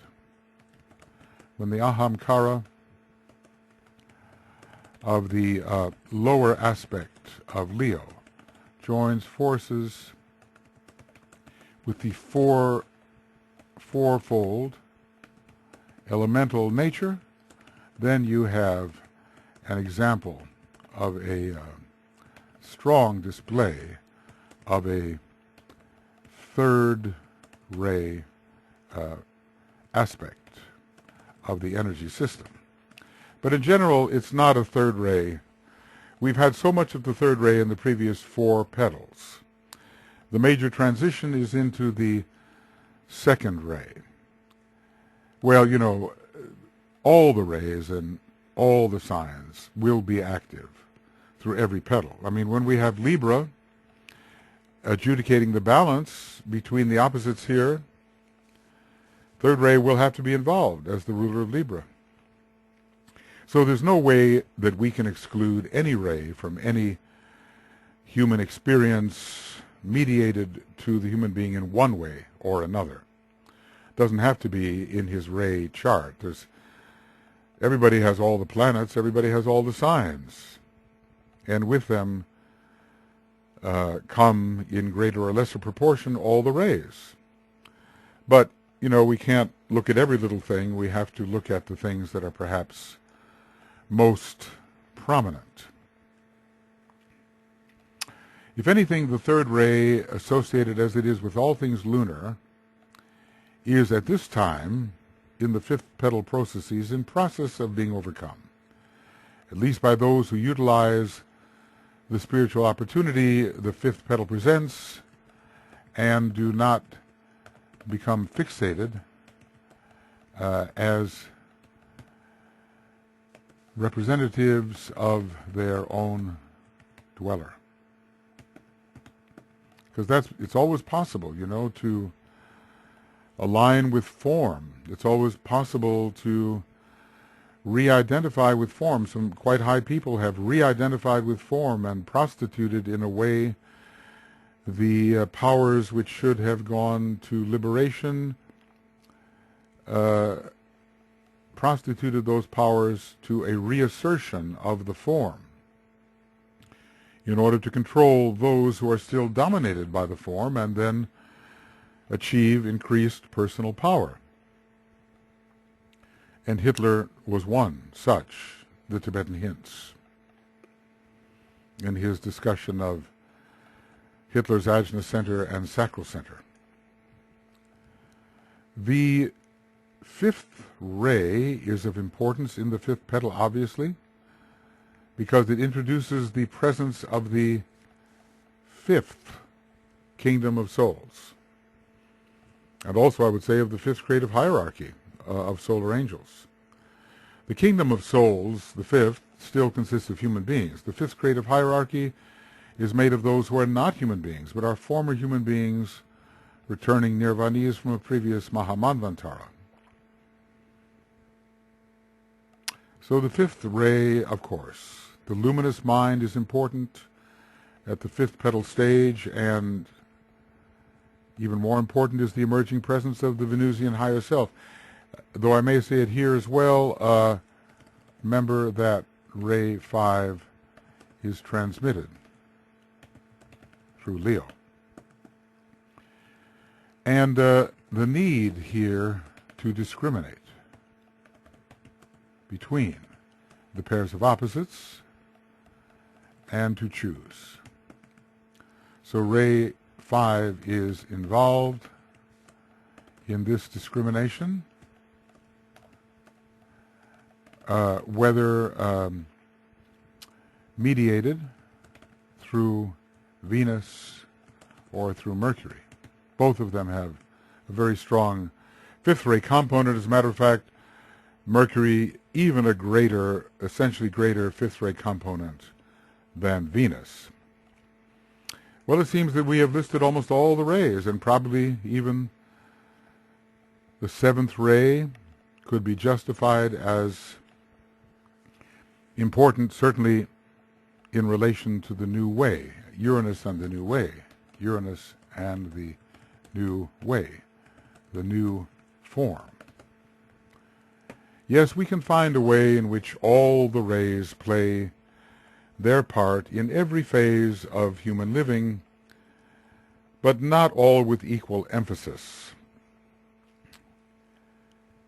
Over the many lives required for the unfoldment of the 5 petals we have thus far discussed, of course, all the rays may have some particular significance. Probably there is a way of listing the rays or any astrological factor in some relative order of importance for the processes of each petal. You know, a bit like astrodynes, giving ray weightings, planetary weightings, zodiacal weightings to the types of processes which have to be undergone in relation to any of the petals. This would be a difficult achievement, a little bit arbitrary, you know. The one deciding would have to simply make a choice until research could be done. But it would at least give some idea of the most important energies in any petal process. I mean, what ray is paramount in relation to this petal process? What zodiacal sign is paramount? What planet is paramount? Most important. And then of secondary and tertiary importance and so forth. What's this all for? So that we can invoke and use those energies in a conscious manner as we seek to accomplish achievement, or seek to achieve within the petal process in which we are focused. I suppose all of us are working in experiences related to a few petals at the same time. But always there is a cutting edge, and we want to know what it is we're really using so we can invoke it and consciously apply it. And in that way, more rapidly, will come our equipping, the unfoldment of the petal, and of the potencies which the unfolded petal represents, because they are like chakras.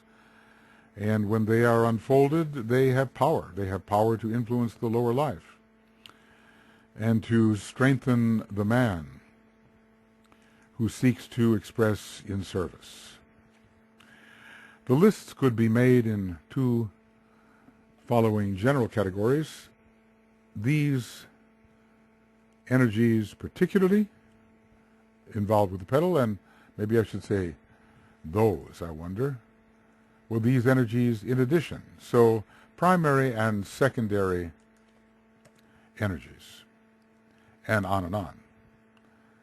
So we would say primary,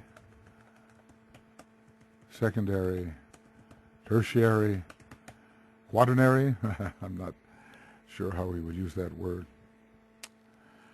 Beyond tertiary, it gets a little difficult, but there are strata of relevant energies. From the let's see. So we've gone through, yes, petal number 1, the ego. Petal number 2, the heart and the soul. Petal number 3, in the early part of the petal, and when the personality is emphasized, but in general, less emphasized. Petal number 4, the struggle. Petal number 5, the discrimination between the higher and lower self. Petal number 6, the aspiration for the higher self. And petal number 7, the alchemical reversal. All of them have a place.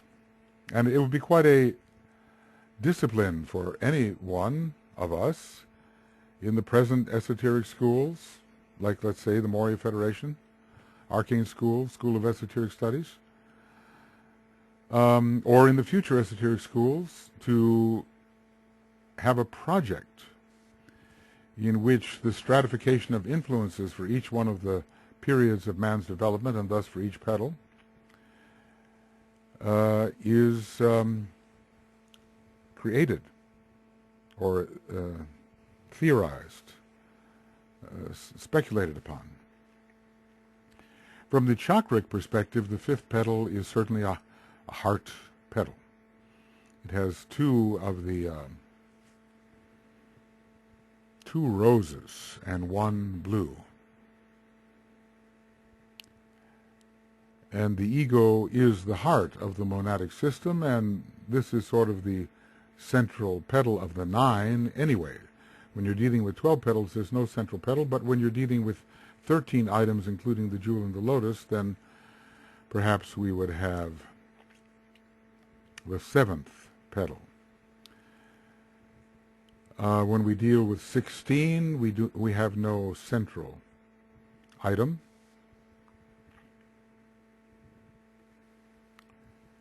12, 13, 16. That would include the 3 members of the atomic triangle. But always there is a pivot point. So it's certainly a heart petal, and the soul is the heart. The heart is the soul, and we are making the transition into real orientation towards the soul. Not just recognition, but real attraction. So contact with the soul, considered as the real, requires the activation of the heart, and contact with the soul will further activate the heart. So we're really beginning, ideally, we are beginning super diaphragmatic living. Diaphragmatic. Okay. There. It's no longer a misspelling. Okay.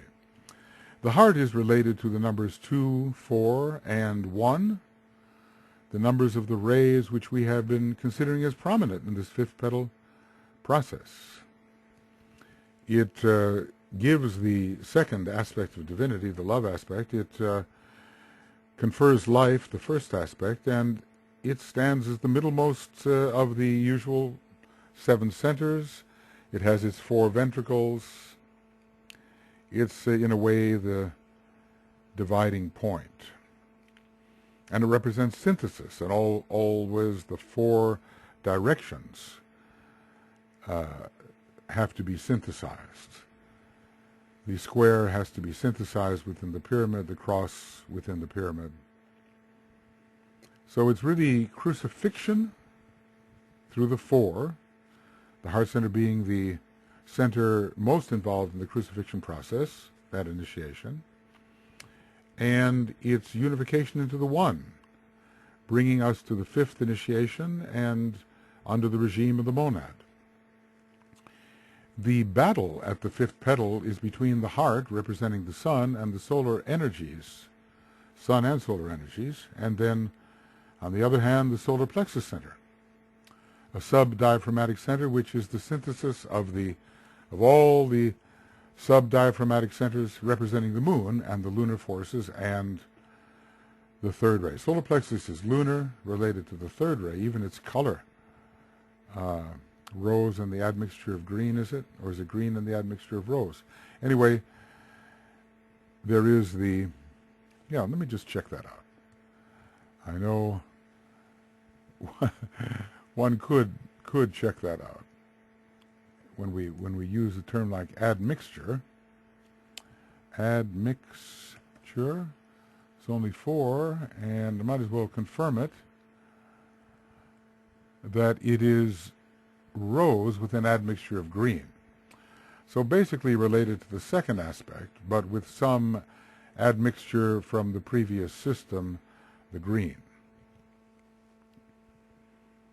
So along this line, the 5th petal represents a kind of dividing line between an emphasis which focuses below the diaphragm and that which focuses above, because it is possible to have a kind of sub-diaphragmatic focus, even though controlled by higher centers, if one chooses the selfish ahamkaric path for the re-emphasis of the personality.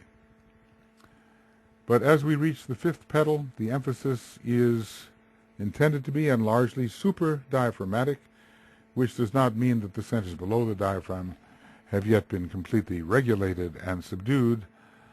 Not quite.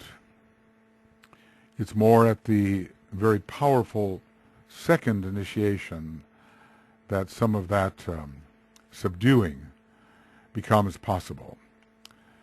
One other center would be of considerable importance here, the Ajna center, correlated with Venus and Mercury, and with the fifth and fourth rays, and with the, with the integrated dominant personality. Ajna. Oh, how about that? Ajna center with the integrated dominant personality. So the dominant personality found at this petal requires a strong expression of the directing Ajna center.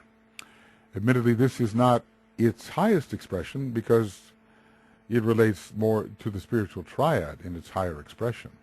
But the Ajna is definitely involved in personality integration and rendering it to be one-pointed, directed along a certain beam of intention or desire. So it's involved in personality integration and assertion. That's a lower phase than the third initiation, where it has to do with revealing the light of the soul and seeing the light of the soul. And there it functions in a second aspect manner. With regard to personality integration, more the third aspect and some of the lower first aspect. And when related to the spiritual triad, it expands altogether, again in a higher first and third aspect manner. The personality being, the spiritual triad being the personality of the monad. So the individual who is achieving the unfoldment of the fifth petal has the power to integrate the personality and to direct himself forward. That's very Ajna-like. Whether more deeply into the world of form, wrong choice, right? Or towards the world of the real. And we can say here, wrong choice if perpetuated. I guess, as DK has said, behind all of us who may be sincere students of the wisdom, and it was especially for those who were members of his group and were being integrated peripherally into his ashram, has lain the life of personality expression in a bold and grand manner, and a life spent within some monastery or nunnery where the inner life was entirely the life which was pursued. Two lives lying behind every member of his peripheral ashramic group. So power starts to come in here. Power to the personality, and even that power can be put to the service of the soul if certain personality factors are rightly subdued. The man is no longer a representative of mass consciousness. The man is no longer a representative of mass consciousness. The number 4 is associated with the ajna, given the 4 colors which express through it, the yellow and the rose and the blue and the violet. And the integrated personality is fourfold. And maybe each of those colors could be associated with one of the factors of the personality to be integrated. How we would do this, I'm not sure. The violet with the physical, certainly.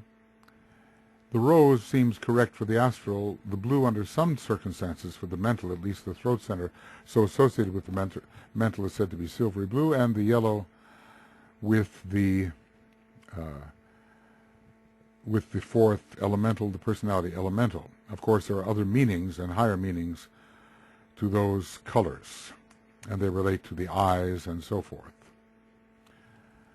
There are a number of chakric triangles associated with the expression of human life at various stages of unfoldment, and the processes involved with each petal implicate a particular triangle or triangles. We'll try to get into that later when we talk about the synthesis of all the factors we have been discussing in relation to each petal and tier.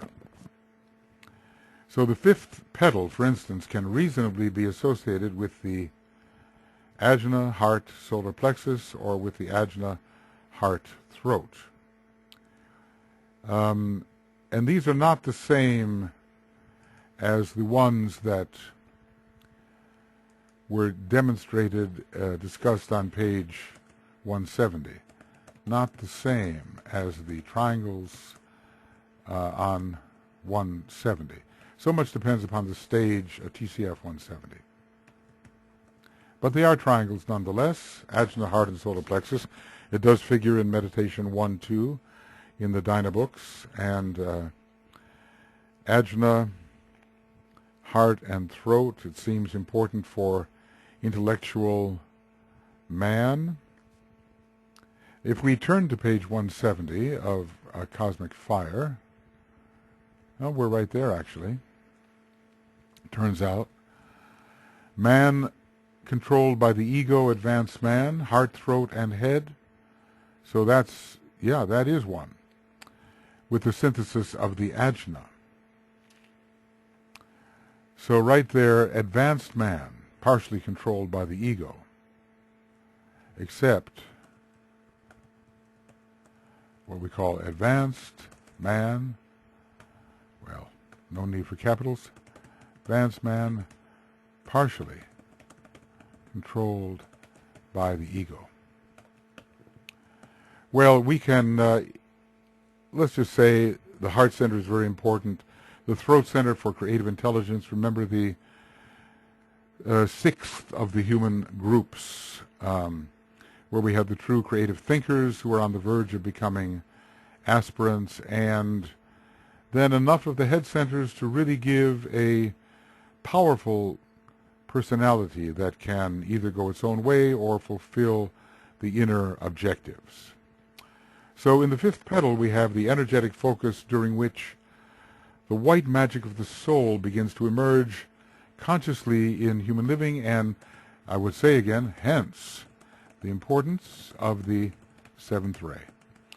We were looking for a good way of assigning the seventh ray, and just because it doesn't occur to us immediately doesn't mean it isn't there. It's just important to see the great interweaving of energies and how we can ever more consciously utilize those energies to achieve the purposes which we intend to achieve. We don't want to blunder our way through all phases of human living. I'm sure we did enough of that in petal number 1, School of Hard Knocks, Mars and Saturn. Blunder into it and Mars and pay the price, Saturn. So we want ever more to tread the conscious lighted path, which means being aware in a fifth ray manner of the energies that we have to deal with. We're holding them in our hands. We are the weaver of the substance of our lives, and we can choose the threads that we will use. Now this one, now that one. We can be selective. I'm speaking now in third ray language.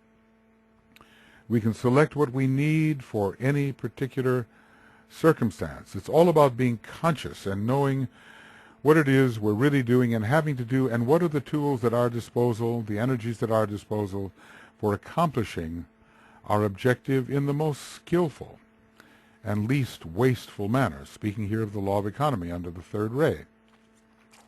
So all of this study of the energies is so that we can use them consciously. It's not so that we can fill our head endlessly with all kinds of stuff. It's just that at any point in our life we can decide what to apply, what is needed, and therefore achieve skill in action. So our goal in all of this effort is to achieve skill in action. And then, obviously, we will be much more efficient servers, much more useful to the hierarchy. People sometimes think they don't have to learn all this stuff.